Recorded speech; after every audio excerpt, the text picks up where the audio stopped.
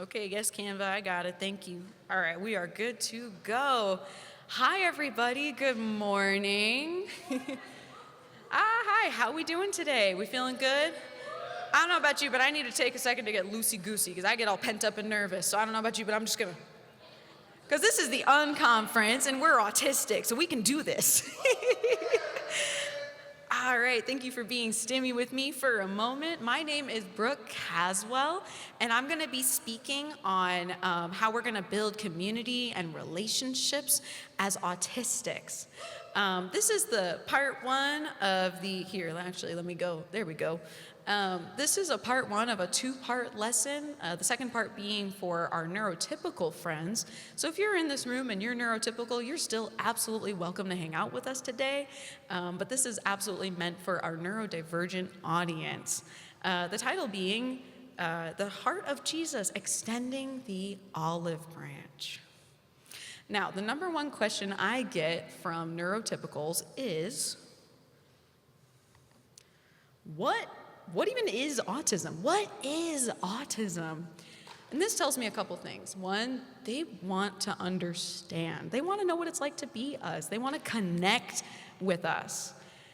And how we respond to this question right here is just as important as neurotypicals learning the answer. If we want neurotypicals to grow, to change, and become our safe places, our promised land, which we'll get to, then we need to lead the way for them so that we can all feel at home, neurotypicals included. Before we begin, I'm going to read you a scripture that means the world to me, one that I hold so near and dear, and that's in Psalm 107, verses 1 through 9. I've got it in my Bible. If you need a second, I'll give you one. Let me know when we're all there if you want to be there. All right. And it reads, Give thanks to the Lord, for he is good. His love endures forever.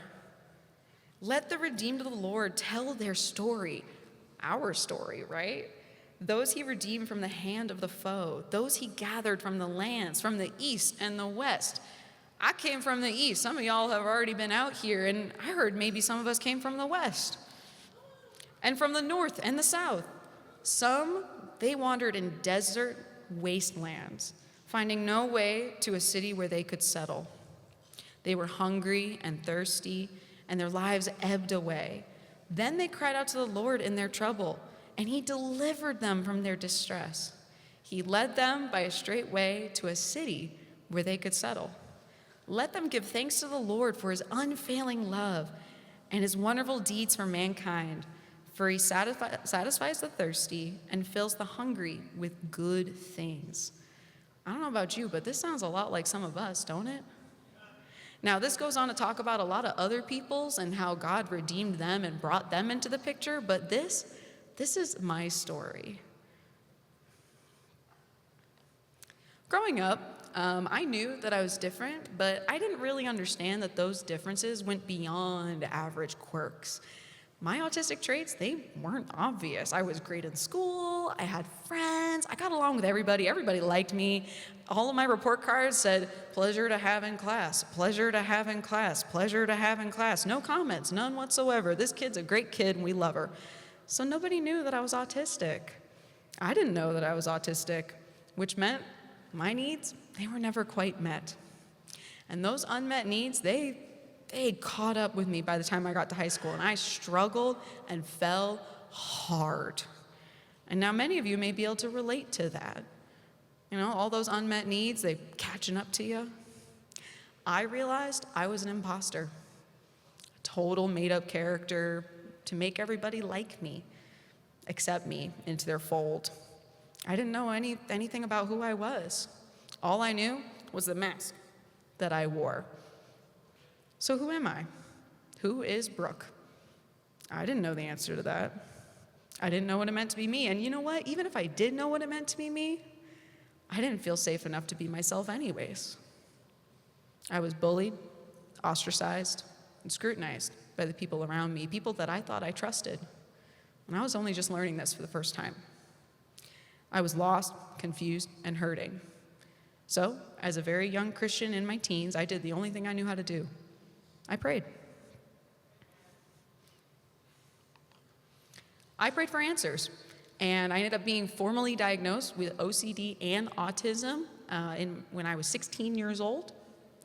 I prayed for direction, and I discovered neuroscience, the work of autistic self-advocates that inspired me. And I discovered neurodiversity, this idea that all minds are created equal, not better, not worse, just different. Some of these pictures, I've got Chloe Hayden, which is a autistic self-advocate from Australia that I really looked up to in my teens. We've got Temple Grandin. That book specifically is what inspired me to study neuroscience. That picture in the middle, that's my professor, Dr. Jarvinen. Him and I worked on a publishing together that's free to read, and if you want to hear about it more, I can talk about it later. And that's our work at the Society for Neuroscience in, I believe, 2023, which is super cool. And that last image is me going to college, because I prayed for healing and change, and I ended up finding myself attending a school in Massachusetts, where I got a total fresh start.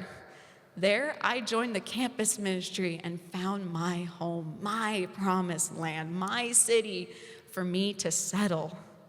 I started being open about my autistic experience because, hey, fresh start. Nobody knows who I am. Nobody knows my history. I can just be me.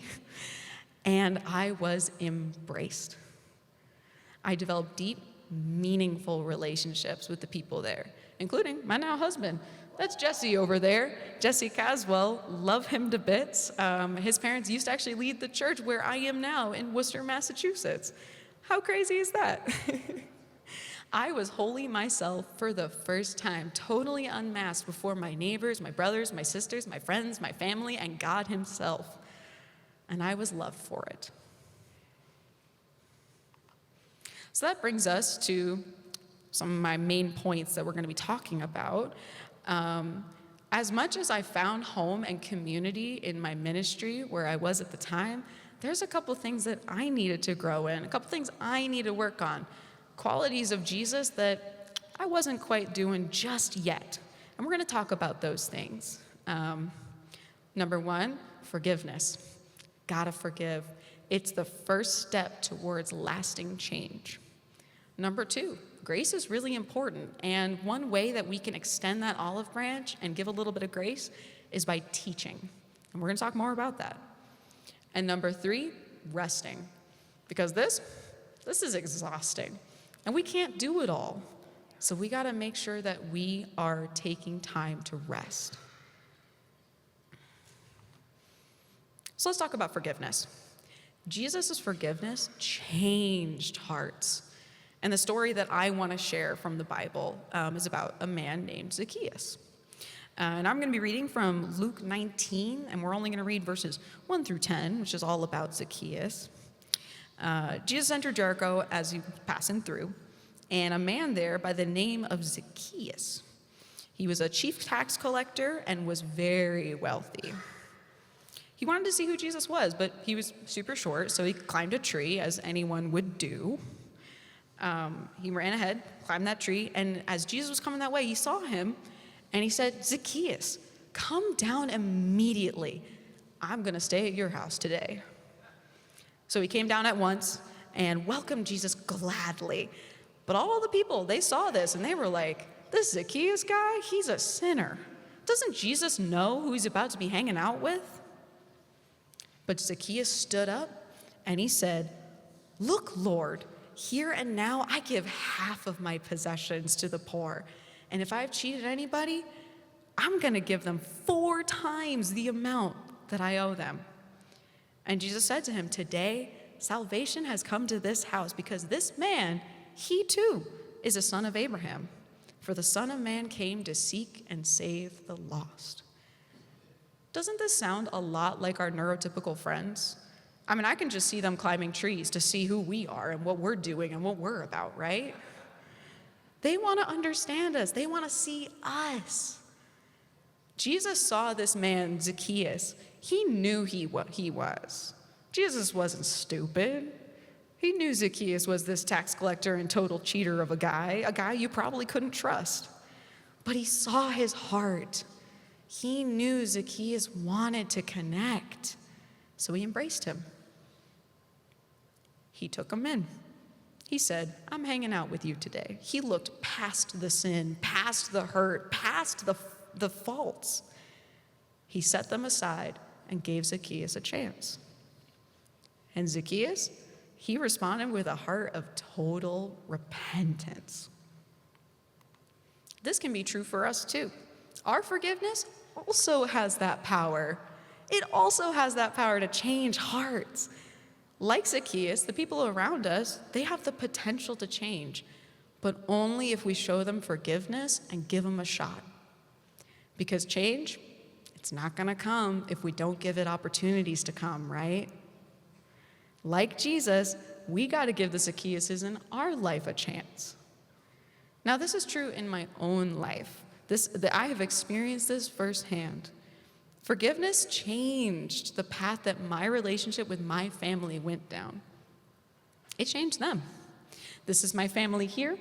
On the left, that's my favorite photo of me and my dad hanging out at a Yankees game. Go Yankees! This ain't about that today, though. In the middle, that's me and my mom and my dad, and we're hanging out at the Salvador Dali Museum in Florida, which was super cool, by the way. I super recommend you check it out. And that last photo is me and my sister being total goofs. Now, my family, they also didn't know I was autistic for a really long time. So I bet you can imagine what kind of hurts might be there. They didn't understand my need for quiet, for space, time to process. They didn't understand that I needed routine, predictability. They didn't understand me when I tried to communicate. And they didn't react very well to my meltdowns. I was a hurting, anxious teen. And they didn't always know how to help me feel loved and safe. And at some point, I realized home just felt like the most impossible place to be. So I went to college, and I could have moved out. I could have stopped coming home.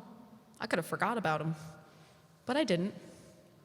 Because I knew my family wanted to understand. They wanted to make me feel safe and loved. They wanted to connect, just like Zacchaeus.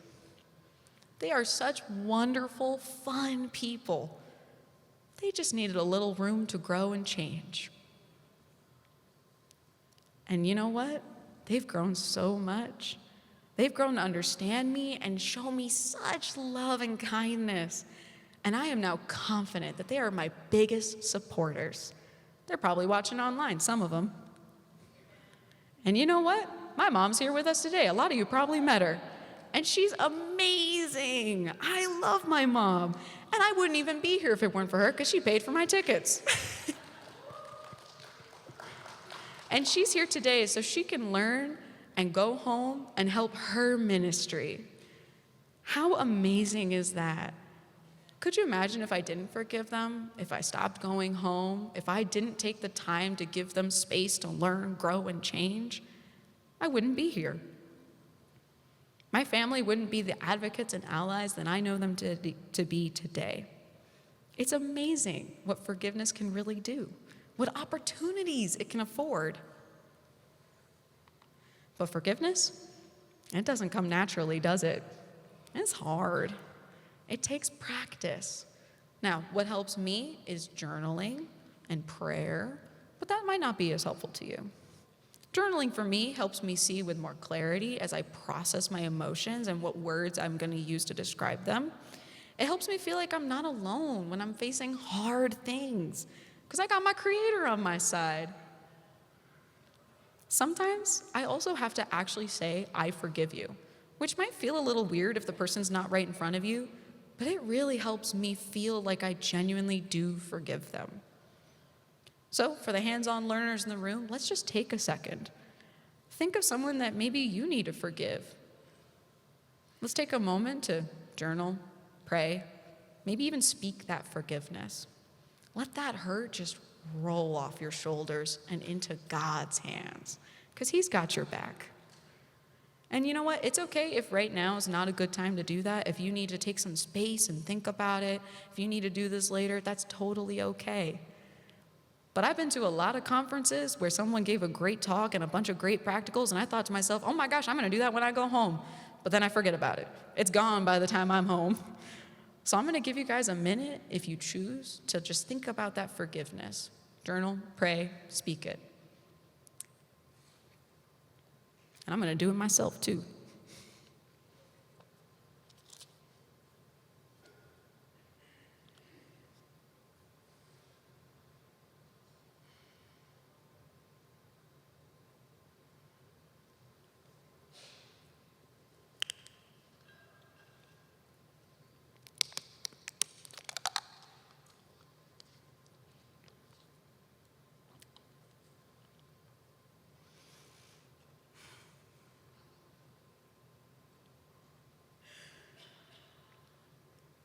All right, are we ready to move on? All right, awesome. Thank you guys. This is great. So let's talk about teaching and grace. What do they have in common? Well, Jesus' teaching transformed people. And we're not going to read all of these examples because there's actually quite a few of them here, but just a couple of examples. Jesus taught the first disciples, right? The examples I have here are in Mark and in Matthew. The first disciples were Simon, Andrew. We got the sons of Zebedee. We got John. I'm missing my notes here. And James, right? They were the first disciples, the first people that Jesus actually called. They didn't really know a lot about who Jesus was. They were just some random fishermen in some boats. And Jesus said, come with me, and I will make you fishers of men, right? We're going to teach you how to fish for people.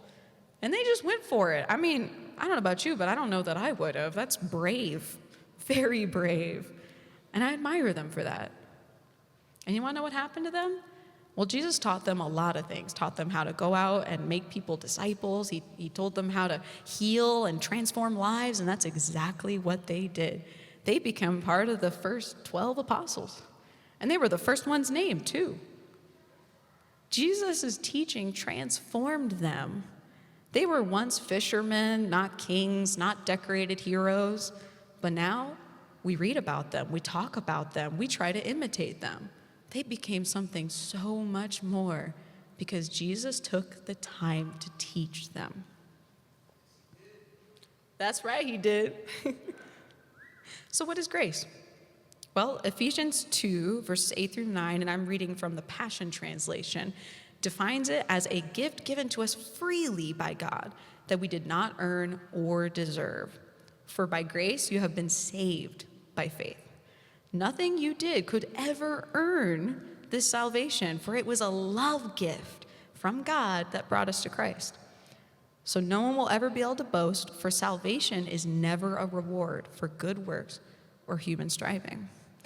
This is the true meaning of grace. Now, how many of in this room are trying to follow Jesus? Yeah, that's a good number of us, right? I don't know about you, but personally, I feel transformed by Jesus' teachings. I read my Bible, and it changed me. I wouldn't be the person I am today. Because I spend time learning from Jesus, I'm a better wife, a better friend, a better sister, a better daughter, probably a better speaker too. But I didn't earn Jesus' teachings. I'm blessed that I was taught at such a young age, but I didn't do anything significant with my life to earn it. And yet, it was given to me anyways. And here we are now. I'm a total mess. I mess up all the time. I am far from earning those teachings. It's a gift that I'm grateful for. Teaching is the gift, but grace is what's transformative. And that's true for us too. Our teaching can also transform people. If we make the effort to help our neurotypical neighbors learn about us and our needs, then I think it'll transform them too. We can't expect anyone to learn what they aren't being taught, right? Neurotypicals, they don't know about us. But you know what? We are some of the best resources because we have lived experience. So who better to learn from than us, right? And this is also true in my life. When I taught the people around me about my experiences and my needs, they changed. They changed to better meet them and changed to be better people too. When I first joined that campus ministry, I struggled so much to attend all the events. There were so many of them. I mean, we got church on Sundays, we got midweeks, we got devos, we got Bible talk. It was just so much for me. And I wasn't very intentional about spending time with people. I mean, how could I? I was exhausted. And that hurt a lot of people. And as much as they were hurt that I wasn't being intentional, I was hurt feeling a little left out too, watching them have fun without me. I struggled with feeling like they weren't trying to accommodate me, but they struggled feeling like I wasn't even trying. So rather than letting this conflict put a total halt to our relationships and kill a good thing, I decided to try to advocate, teach about my needs. And I taught my ministry about my autistic experience and how hard it was for me to show up to everything all the time when it was already so exhausting, let alone then spend the time outside of that to be intentional about hanging out. I explained the pressures of masking and trying to suit all the neurotypical needs and the need for active engagement, eye contact, and conversation. That's hard for me. I started pointing out my sensory experience. It's bright in here. It's loud. Y'all are loud people. And you want to know what happened? A total reformation of my ministry, little by little, over the course of some years. The expectations changed, and I was free to come as I was, be as I was. That's a picture of me at Bible Talk playing solitaire. 10 years ago, I might have been ridiculed for that, but today, that's okay, because you know what? That's my attempt to connect, and my ministry knew that. They knew that just by me showing up, that was a lot, that I wanted to be there, and I wanted to connect. They knew that. They knew what that meant. And now, more neurodivergent people come to those Bible talks. Why? Because it's accessible.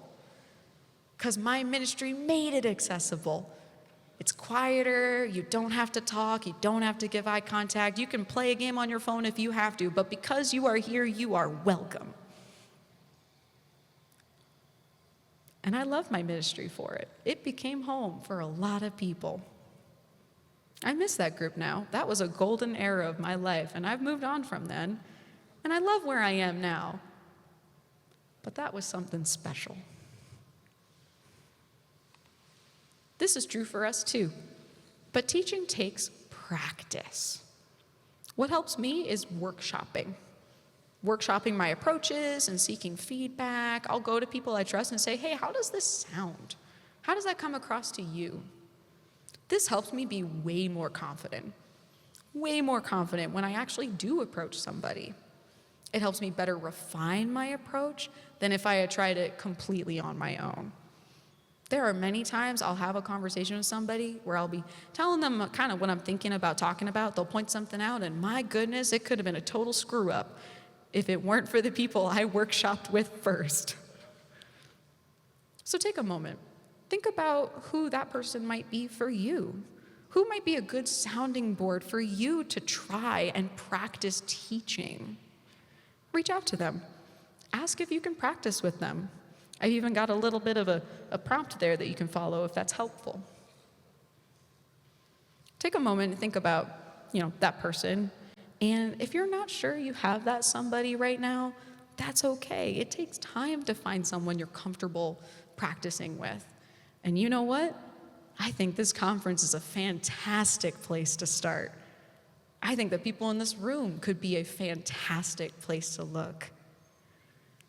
Because this is the Belong Unconference, where you are free to be you.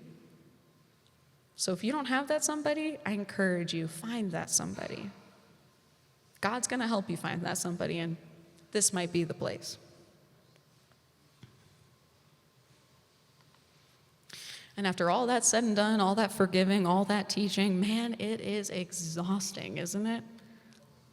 So next comes rest. Jesus rested. And there's a lot of examples of this in Scripture. Just to name a few, we've got after John the Baptist died, Jesus took time for himself. He went off and withdrew from everybody and spent time with his Father in a solitary place. Before choosing his 12, his apostles, he took time for himself to spend with his Father. He went to a mountainside, which sounds really nice. Sounds wonderful being in nature. He also did this before teaching in Galilee to the crowds. All the crowds that kept following him around. Yeah, Jesus needed a break from them too. And most infamously, in the Garden of Gethsemane, which is in Matthew 26, verses 36 through 38. That's all I'm going to read from it, because it's actually quite long. Then Jesus went with his disciples to a place called Gethsemane, and he said to them, "Sit here while I go over there and pray." So he didn't even invite them to come with him. He just said, "I want your support, but I need to be alone," which I can relate to. He took Peter and 2 sons of Zebedee along with him, and he began to be sorrowful and troubled. Then he said to them, "My soul is overwhelmed with sorrow to the point of death," which is very extreme. "Stay here and keep watch with me." Jesus needed breaks. He needed rest. And he communicated that need for rest. And if Jesus needed rest, then you better believe we probably do too. Because well-rested and refreshed, we too will have the greater ability to withstand hardships and give what we have. Because we can't expect ourselves to be good at anything if we don't have the energy to give our best effort. Because if Jesus needed rest, I'm going to repeat it again, we definitely need it too, right? Intentional rest like this transformed me into a happier person. The person you see now is a totally different person because I take intentional rest. If I didn't do that, I'd be grouchy. I'd probably be bouncing off the walls. I'm not even sure I'd be in this room. Generally, I set aside time every week or so to spend time alone, especially if I know I have things coming up that involve other people or I expect are going to be difficult, much like speaking at a conference. I took a lot of alone time this week. That time might look like an hour or so before I have to start my day, or between scheduled items, a couple hours in the evening, or a full Sabbath rest, a full day to myself. Whatever these times may be. This often includes turning off my phone, because my phone is a huge source of temptation and a stealer of my rest. Amen. And I spend time on the things that I enjoy, my special interests, which include things like drawing and crochet, drinking tea, reading my Bible, reading other books. And I do these things regularly. And when I do, life just feels so much brighter. Tasks feel a lot lighter. And generally, I think I'm a bit better of a person to the people around me.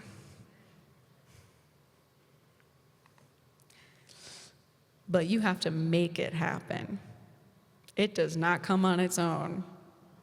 It is not easy to find rest, and if you're not intentional about making it happen, you're not going to find a lot of it. The 5 minutes here and there that you're like, "Ooh, I don't have something going on," that's not going to be enough. True rest doesn't just happen on its own. You have to make it happen. I learned I needed to schedule rest in my calendar, set off a block of time, and tell people, "Hey, I've got my rest period on Sunday from 1 to 3. I will not be reachable during that time." I have to protect that time fiercely. I've mentioned I turn off my phone. I also make sure that any work that needed to be done is already done, so I don't even have to think about it. And I engage in those activities I find deeply refreshing. So what are some activities that you find refreshing? And where do you feel most at peace? For me, it's in my comfy chair, in my corner, away from the world, with a cup of tea and some nice calming music. But what does that look like for you? And what are some things that threaten that peace? I've mentioned for me, it's my phone because I have no impulse control. But what is it for you? And how can you protect your peace? Start a list. Get creative.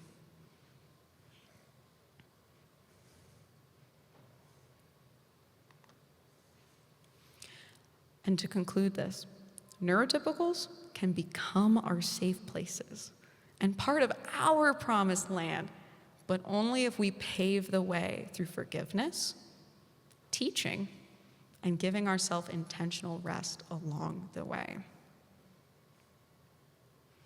And with that, thank you so much for having me. I'm going to open this up for Q&A for a little bit because we got some time on our hands. No pressure, but does anybody have any questions? Yeah, go ahead. To getting rest. My biggest obstacle to getting rest, pressure. I'm a people pleaser. I want to be there for people. You know, I don't like turning off my phone because I worry that I'm going to miss something. And it's not even FOMO. Like, I'm not worried about missing out on an event. I'm worried that someone's going to have a crisis and I'm not available to be there for them. And then I'm going to worry that, man, I'm a terrible friend for that. But I promise you, you're not a terrible friend for that. Because you know what? If you're exhausted, you weren't going to be a very good friend to them in that moment anyways. So it's better that you take that rest so that when you come back, you can be your best self. Does that answer your question? Nice. I'm grateful for that. Yeah, go ahead. I'm so sorry, I can't hear you. I got auditory processing disorder, so if you speak to me quietly, I don't hear anything.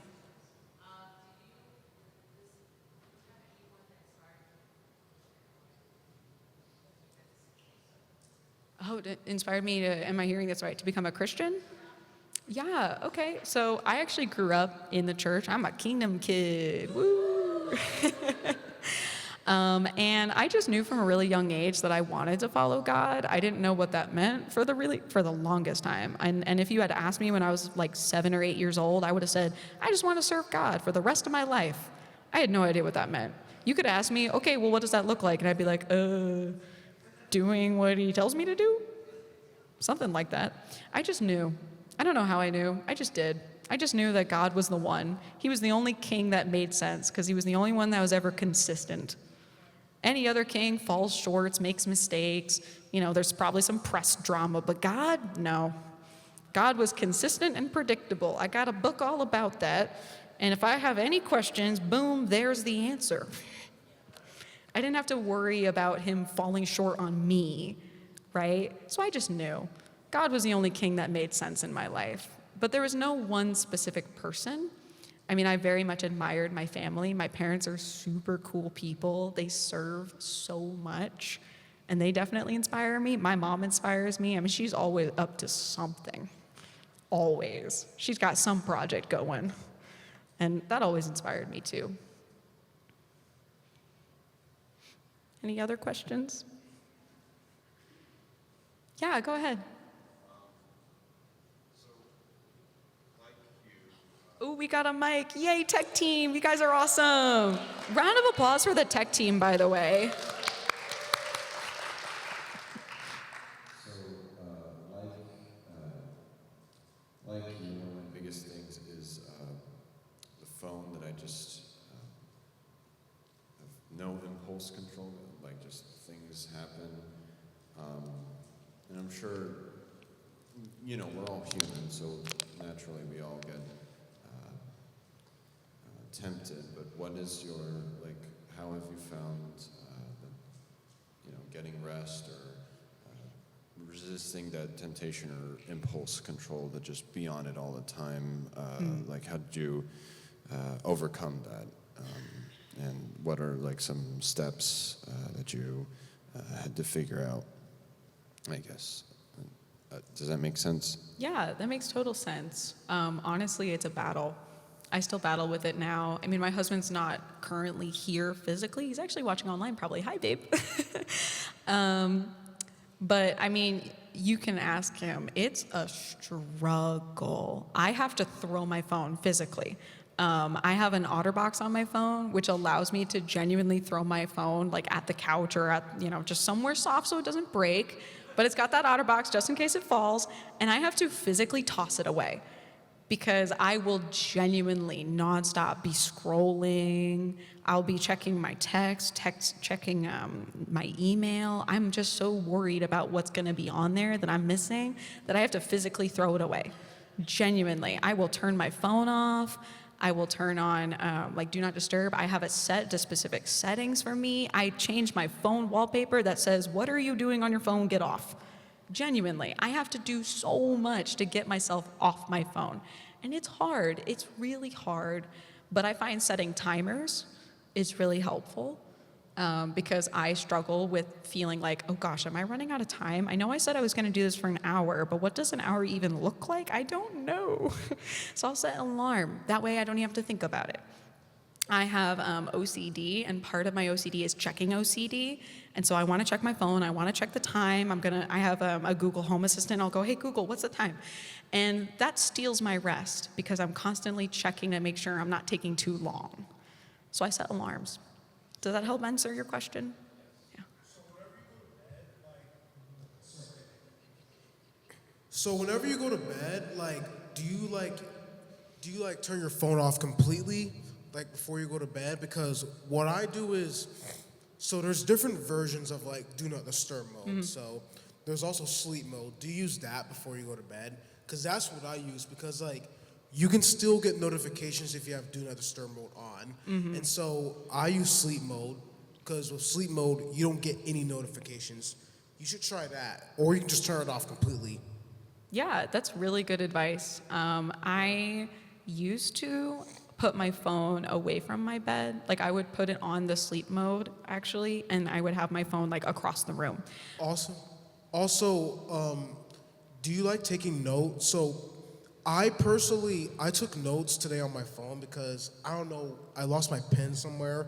I don't know if it's still in the car or if I left at the hotel, but do you also take notes with a pen and paper with that too? Yeah.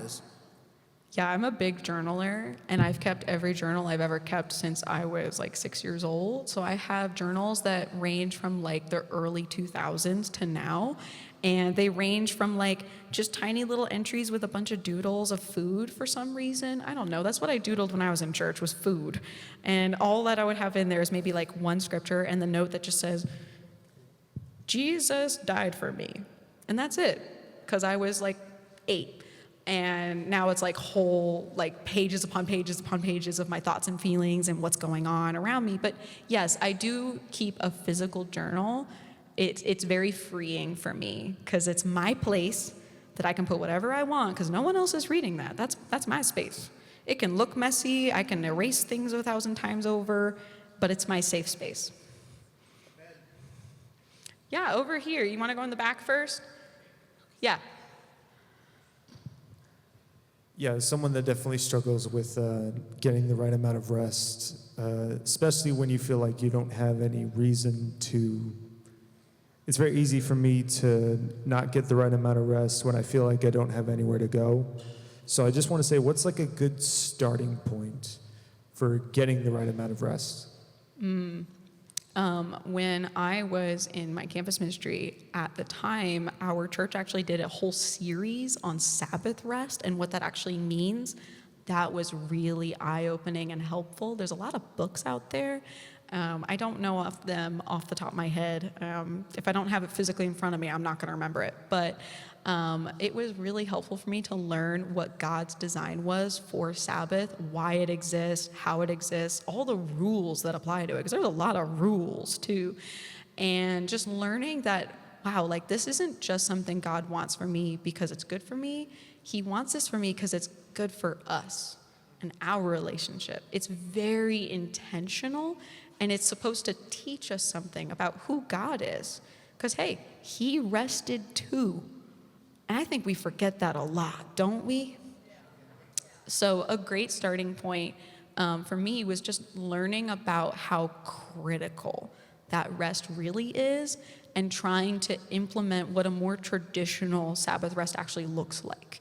So when I was in college, it was my sometimes Sundays, but in college it's really hard because your schedule is just all over the place, and then you have a project deadline, and then you have a group project, and there's meetings, and so sometimes I would just look at my schedule and see what day was most free, and that would be my Sabbath day. And I would turn everything off. If I wasn't in class, I just wouldn't be reachable, and that was my day, just for me and God. And a lot of times it looked like me sitting on the floor with whatever book I was reading or drawing I was working on. I tried to stay away from technology because that's an easy temptation to turn back on my phone. Like, ooh, I'm watching a TV show and it's really interesting.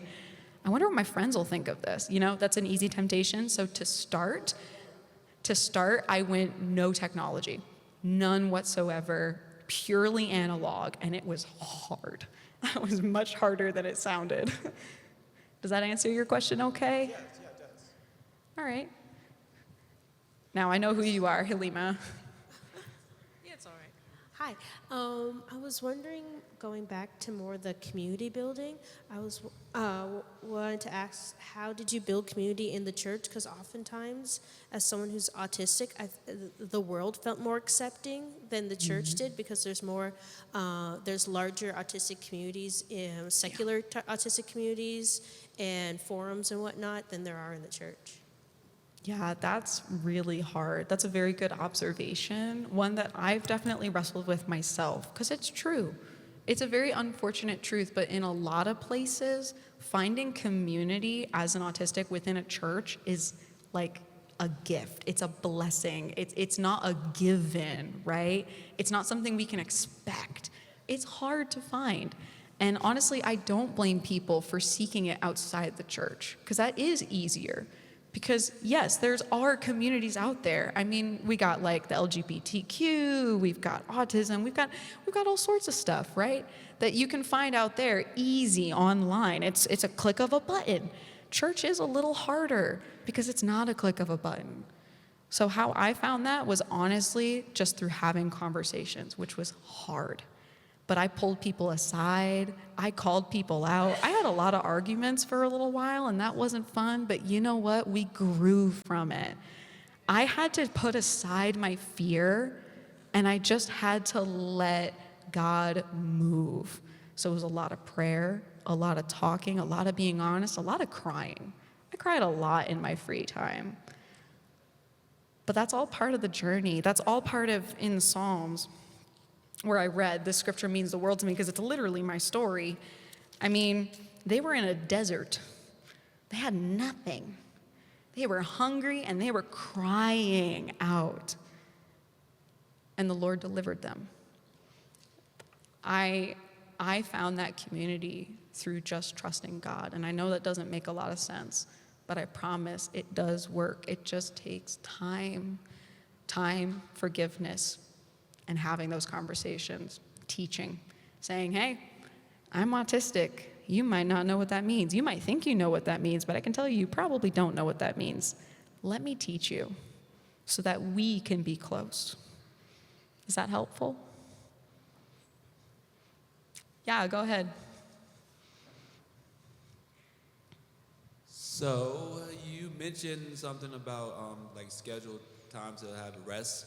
But there was two things that I wanted to ask. One was, is there like a favorite, like if you're into music, like are you in, like what type of music do you listen to when you rest? And second is, like what are your favorite TV shows to watch when you go into that rest mode? I can answer that. That's a fun question. I am a huge Mumford & Sons fan, actually. I've been a fan of them since I was little. I don't know. I love my stomp and holler and scream and yell music. It's fun. I love that. And it helps me get a lot of the hard feelings out, but it's also just fun as well. So it's a way to let loose, and be stimmy. I like to be stimmy. This is fun for me. I like to pace around a room, shaking my hands, listen to music, singing and dancing like no one's watching, because no one is. It's my safe space. So I'm a big Mumford & Sons fan. I also really love AJR. It's actually how I connected with my husband when we first met, which was super cool. So I listen to their music too. And a lot of, I listen to jazz, classical, a lot of music that doesn't have lyrics for when I'm like, okay, I'm a little overwhelmed. Words are a lot right now. My dad's a jazz musician, so that's a very easy place for me to connect. And in terms of shows and movies, I watch a lot of stuff all the time. Like I'm all over the place. This may not be a popular opinion, but I have a soft spot for like horror and thriller, which is very strange. You may look at me and see my cute earrings and my yellow pants and think, oh, she probably likes something super fun and cute. No, I like the weird stuff. Because I'm an artist and there's an art there and I'm fascinated by it. I also just love good writing, and there's some great writing there too. Does anybody else have anything? All the way over there and over here. Let me get him because he's Yeah. Hi there. Hi, I'm Michael. I'm new to this. I'm a little closer. All right. So the word most commonly used before I got here and here is the word spectrum. Mm-hmm. Now, if I talk to you about light or electromagnetic or audio spectrum, I have numbers, I have data, I have standards I can refer to, and we can have a conversation even if you have no experience in that. Mm. But when I come up and I talk to you about the spectrum, okay, or I try to talk to somebody about Jinsen Jitsu, for example, that's called the healing way. Where's my starting point? On something that is so wide and apparently very new to people. So how do I have that conversation, and how do I have it in a way that I'm not off-putting to them, like I'm entitled to you're acknowledging me, and keep them in a comfort zone and educate them. How do I do that? Mm-hmm. Yeah, that's a really good question. My favorite way to describe autism to neurotypicals who are totally new to it is it's actually like a soundboard. Probably what they got back there, actually. There's a bunch of dials, and there's a bunch of like switches and all sorts of stuff on there. And if autism is one big soundboard, each dial, whether it's a turn dial or one of those the sliders? Yeah, they're sliders. A slider, different levels, right? Each one of those are different traits, right? So for me, I've got the masking one dialed all the way up. All the way up. Most people have no idea I'm autistic till I say it. And then even then they're like, are you sure? Because my masking is way through the roof. But my emotional regulation is super far down. I have a really hard time connecting with my emotions. I have a really hard time describing them. It's like a blindness for me. I'm here and they're just out of reach. And so autism, the way I like to describe it, is a soundboard. So that might be my soundboard, but someone else's soundboard is going to look a little different. And that might feel a lot more tangible too. So I can almost picture moving around the dials and switches and sliders, right? That's how I like to describe it personally. I feel like that's more helpful than a spectrum for a lot of people, because a spectrum gives the idea of a 0 to 100 situation, which is not true. We're all at 100. 100 just looks different for each of us. Does that answer your question okay? Oh, I'm sorry about that. Honestly, textbooks and journals and articles, some of those are going to be your best friends. You can relate to people through what they and you can read together. I'll share articles with people. If using metaphors doesn't help, articles. For example, when sound travels, I can say that exerts a certain pressure that you can feel, when people can relate to that. But when I talk about this is something that is, it's a cognitive process. And so how do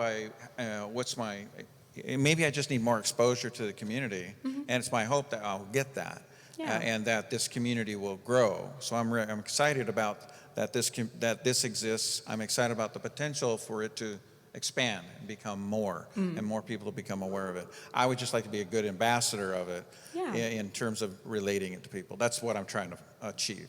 Yeah, well, you're already doing so much by asking questions. Questions are your best friends, guys. Like, genuinely, your best friends.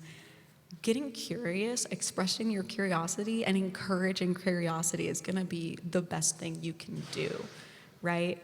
And yeah, I think honestly, for me, it was the neurodiversity movement that's how I connected and how I helped people connect. I studied neuroscience, so for me, it's all about brains. It's all about reading about brains and what they do and how they do. And so did you know that there's this specific area of the brain in autism that actually is a little smaller in a lot of people? Did you know that? This implies all these different cool things. That's how I've connected too, if that's helpful. It's just very nitty gritty, so it's not going to be for everybody. Who's next?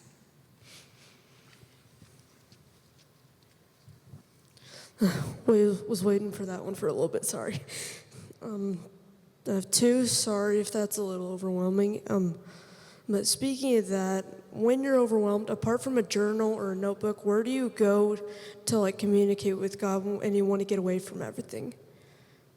Yeah, that's a great question. Now, I don't know if we're talking about meltdowns in particular or just in general when we're being overwhelmed. But those are two different things, right? So when we're having a meltdown, we're out of control. I don't have my journals when I'm having a meltdown. I don't have prayer when I'm having a meltdown. I have screaming and fighting and stomping and yelling. That's what I have. And that's hard. That's very hard. And what's most important there is what you do after. So if you're looking for like where to go during a meltdown, there's not a lot of places we can go during. But afterwards you do. I go to prayer, I go to journaling. I've got my wonderful husband, I love you, here online, that I talk to. Sometimes my friends and family. I've got a couple people on speed dial. People that I trust, that I know, that I can say anything to them, and they're not gonna take it too seriously because they know I'm in a fragile state. They know that I don't mean what I say half the time. Safe places that I know, yep, I can say the wildest, most darndest thing, and they're gonna go, okay, that's how you feel right now, and that's okay. A place that I can safely verbally process my emotions is also helpful. I have one more, sorry. This one might be fun. If you could describe using autism as a board game, what would it be? Board game. Oh, that's a fun one. Abstract questions are very hard for me, but that's a really great question, and I love board games. The first one that actually came to mind was Dungeons and Dragons, which isn't really a board game. It's like a board game, but talking game, but card game, but imagination game. It's a lot of games all wrapped into one. But autism's a lot like that, where if I went to, before I was born, in heaven, I had to roll my dice and see what my character was going to look and sound like, right? And when I rolled the dice, I rolled pretty well on charisma, kind of, but I didn't get the persuasion charisma. I got the deception charisma, right? I'm good at tricking people into thinking I'm neurotypical, so that's what I rolled, right? But I rolled pretty terribly on dexterity. I'm a total fumble. I'm surprised I haven't knocked anything over up here. So if anything, I think Dungeons & Dragons is a great board game to describe autism because everybody's dice roll is going to be a little different.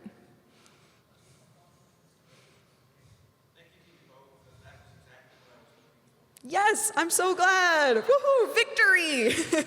This is what community's all about, is figuring these things out together, right? Yes, I love to see it. Does anybody else have a question? I know you did. Now, someone let me know if I'm going way too long here. Yeah, I know we're past Thank time. you.